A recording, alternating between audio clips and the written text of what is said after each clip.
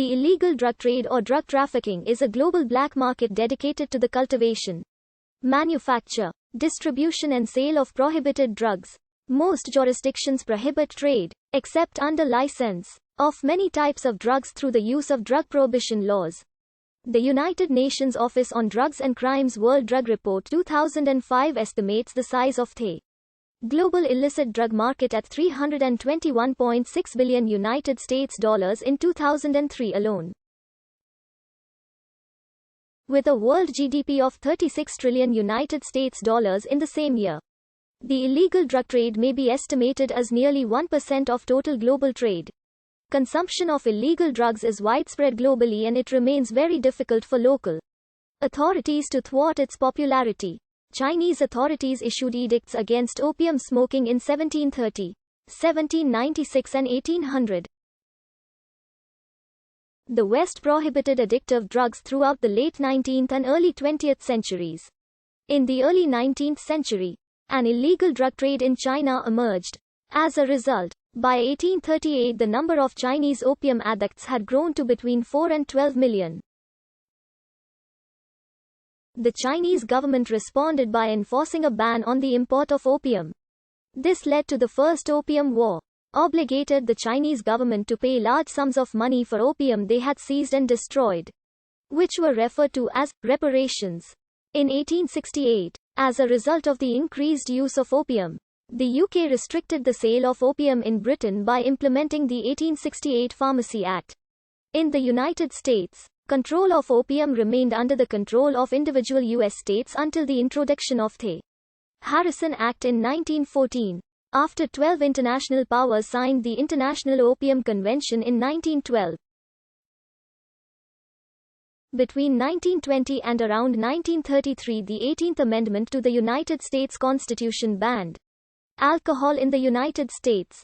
Prohibition proved almost impossible to enforce and resulted in the rise of organized crime, including the modern American mafia, which identified enormous business opportunities in the manufacturing, smuggling and sale of illicit liquor.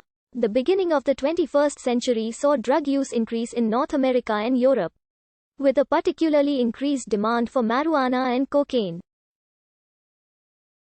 As a result, international organized crime syndicates such as the Sinaloa Cartel and Ndrangheta have increased cooperation among each other in order to facilitate transatlantic drug trafficking. Use of another illicit drug, hashish, has also increased in Europe. Drug trafficking is widely regarded by lawmakers as a serious offense around the world.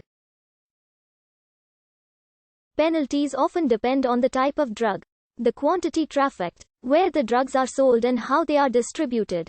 If the drugs are sold to underage people, then the penalties for trafficking may be harsher than in other circumstances. Drug smuggling carries severe penalties in many countries.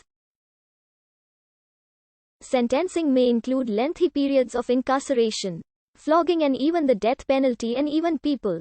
In many cases, links between politicians and the criminal organizations have been proven to exist. The countries of drug production and transit are some of the most affected by the drug trade, though countries receiving the illegally imported substances are also adversely affected. For example, Ecuador has absorbed up to 300,000 refugees from Colombia who are running from guerrillas, paramilitaries and drug lords. While some applied for asylum, others are still illegal immigrants. The drugs that pass from Colombia through Ecuador to other parts of South America create economic and social problems.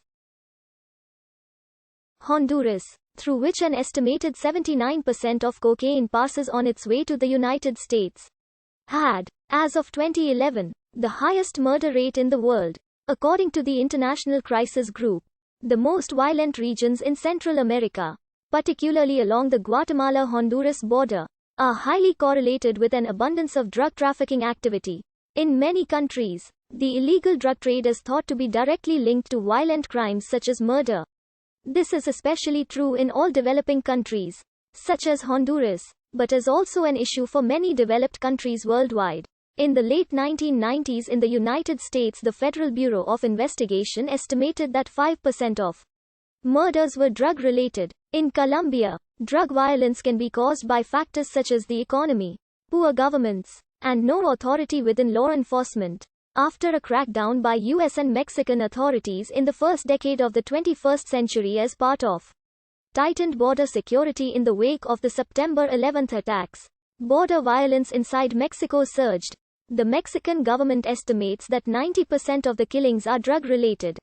A report by the UK government's drug strategy unit that was leaked to the press stated that due to the expensive price of highly addictive drugs, heroin and cocaine, drug use was responsible for the great majority of crime, including 85% of shoplifting, 70 to 80% of burglaries and 54% of robberies.